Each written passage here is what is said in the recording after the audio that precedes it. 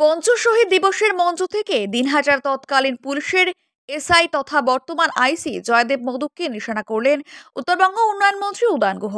বুধবার দুপুরে দিনহাটা মহকুমা শাসক দপ্তরের সামনে আয়োজিত হয় তৃণমূলের তরফ থেকে পঞ্চশহীদ দিবস। সেখানে শহীদ বেদিতে মাল্যদানের পর বক্তব্য রাখতে গিয়ে উত্তরবঙ্গ উন্নয়ন মন্ত্রী উদয়ন গুহ বলেন, তৎকালীন দিনহাটা থানার পুলিশ অফিসার তথা বর্তমান আইসি জয়দীপ মদক তিনিও এই চক্রান্তের অংশীদারি ছিলেন। এতটাই বাংলা এবং বাঙালি বিরোধী এই বিজেপি, ওরা বিহারকে সাহায্য করছে, ওরা আসামকে সাহায্য করছে, কিন্তু এই বাজেটে বাংলা বা বাঙালি সম্বন্ধে একটি কথা নেই। তারপরেও আমাদের মধ্যে কিছু কিছু মানুষ আছেন, এই দিনহাটা শহরেও আছেন, যারা শুধু ধর্মের দোহাই দিয়ে ধর্মের নামে বিজেপিকে ভোট দিতে চান। কি হচ্ছে ধর্ম?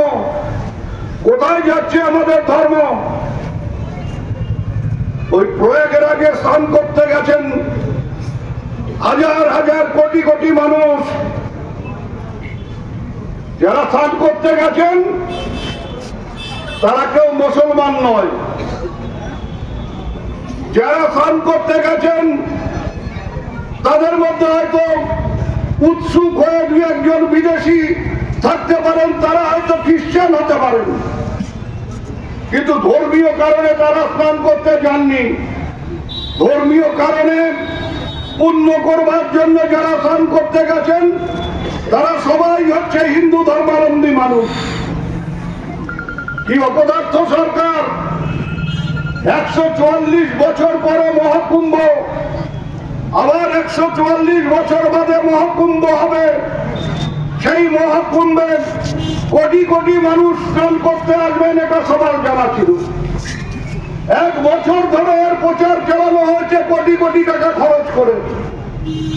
আর আপনারা জানতেন না যে এত মানুষ পুণ্য করবার জন্য আপনারা তো মানুষকে এইভাবেই চালিয়েছেন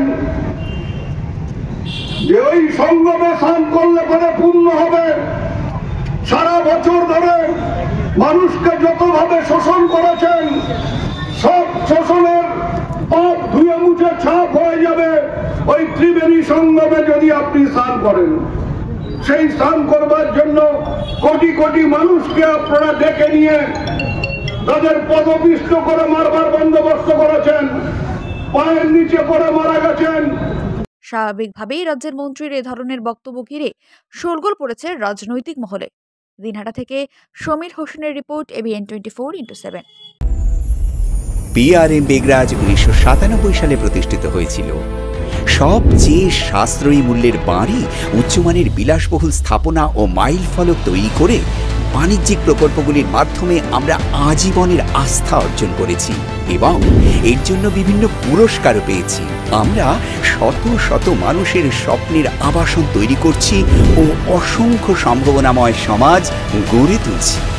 তবে আর প্রতীক্ষা কিসের? আসুন আমরা সকলে মিলে একটি আধুনিক জীবনযাত্রা গড়ে তুলি। বিস্তারিত জানতে আজই কল করুন।